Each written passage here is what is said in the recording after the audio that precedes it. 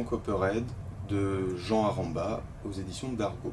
C'est une bande dessinée historique qui raconte l'histoire de David Niven et Peter Ustinov, qui sont deux acteurs très célèbres. On reconnaîtra évidemment le Hercule Poirot d'Agatha Christie. On est en 1943, nos deux jeunes soldats britanniques se voient confier la mission de réaliser un film de propagande militaire. En même temps, les services secrets se disent que la bonne idée serait de faire croire à Hitler que Montgomery n'est pas en train de préparer le débarquement, mais qui supervise le tournage de ce film en Afrique du Nord. On suit donc cette opération, qui est basée sur des éléments réels. Comme vous le voyez avec les extraits de texte, ce sont les autobiographies de nos deux acteurs. Tout ce que l'on va voir est donc vrai, mais pas forcément véridique. Il y a un petit côté OSS 117 à la sauce anglaise, espionnage et contre-espionnage assuré. Magermanes aux éditions Cambourakis, dessiné par Birgit Waite. Nous sommes sur une bande dessinée historique, une bande dessinée extrêmement intéressante qui va nous présenter un événement méconnu de l'histoire. On va raconter l'histoire du Mozambique, et en réalité l'histoire du Mozambique à partir de la fin des années 70. C'est un pays qui a été sous domination portugaise et qui au moment de son indépendance est devenu socialiste communiste. En devenant indépendant, il se rapproche donc de l'Allemagne de l'Est.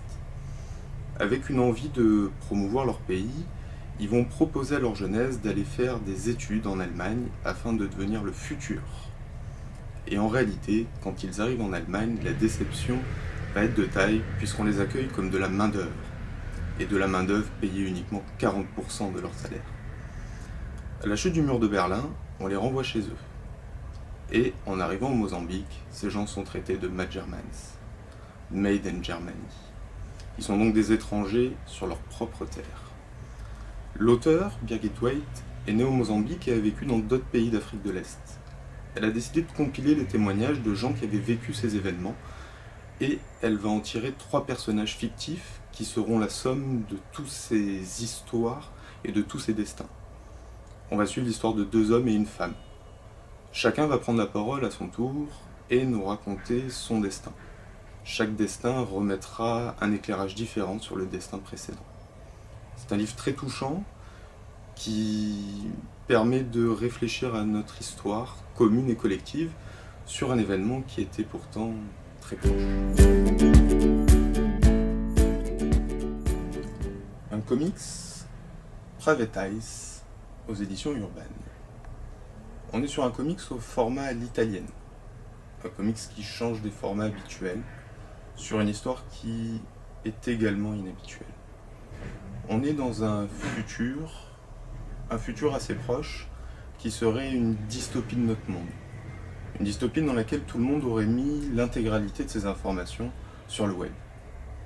Toutes les informations privées se trouvent sur un cloud qui un jour explose.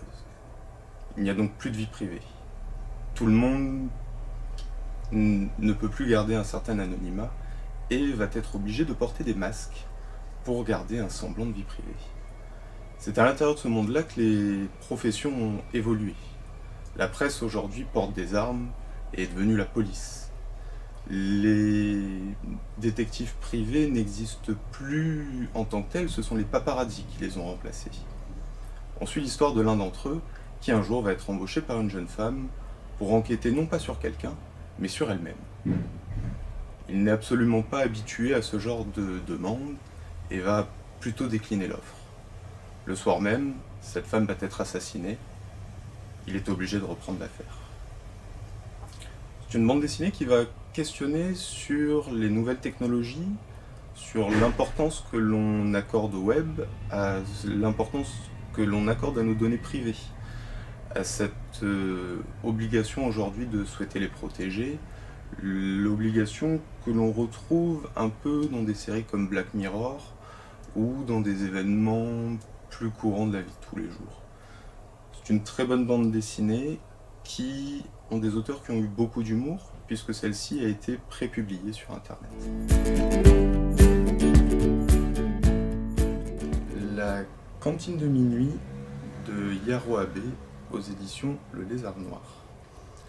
Nous sommes sur une bande dessinée qui est aujourd'hui une bande dessinée reconnue et plébiscitée par la critique.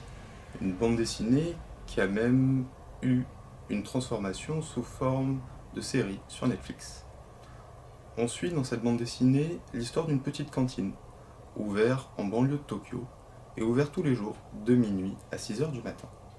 Cette petite cantine a un propriétaire dont vous ne pourrez plus vous passer. Celui-ci avec une cicatrice sur le visage et sa cigarette que vous voyez sur la couverture, et quelqu'un qui vous propose de vous faire à manger ce que vous souhaitez, du moment qu'il en a en stock. Vous allez donc partir à la découverte d'un certain nombre de plats de la culture japonaise qui sont loin des classiques que vous connaissez aujourd'hui à travers les sushis. Il n'en sera absolument pas question une seule fois à l'intérieur de nos albums. Par contre, vous allez vous ouvrir l'appétit et avoir envie d'en découvrir plus. Le livre est découpé sous forme de petits chapitres. Chaque chapitre va correspondre à une nuit, un plat et un moment de vie des noctambules du quartier que nous allons retrouver très régulièrement puisqu'ils vont venir nous raconter leurs petites histoires du quotidien. C'est une bande dessinée agréable qui fait du bien et qui a priori vous emmènera au restaurant.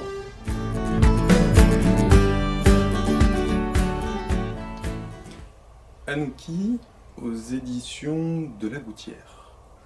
Nous sommes sur l'une des premières bandes dessinées que vous allez pouvoir proposer aux tout petits. Une bande dessinée sans aucune parole, aucune bulle. Vous pouvez donc raconter l'histoire comme vous avez envie, mais surtout, les enfants qui ne savent pas encore lire vont pouvoir découvrir la bande dessinée et pouvoir eux-mêmes commencer à lire. L'histoire, c'est l'histoire d'un petit Indien qui s'appelle Anouki et qui un jour, alors qu'il est embêté par les poules, va récupérer un petit totem. Il est très fan de celui-ci et il en est très fier. Un jour, Anouki va faire tomber son totem qui, par inadvertance, va se retrouver en haut du très grand totem. Comment faire? Il y a bien une idée. Les poules qui font que l'embêter ont bien des plumes et elles arrivent un peu à voler. Anouki va donc décider de leur piquer leurs plumes pour se fabriquer des ailes.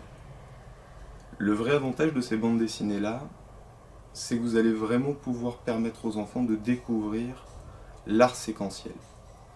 Puisque du moment où ils comprendront que d'une image à une autre, il s'est passé quelque chose, ils seront devenus lecteurs de bandes dessinées.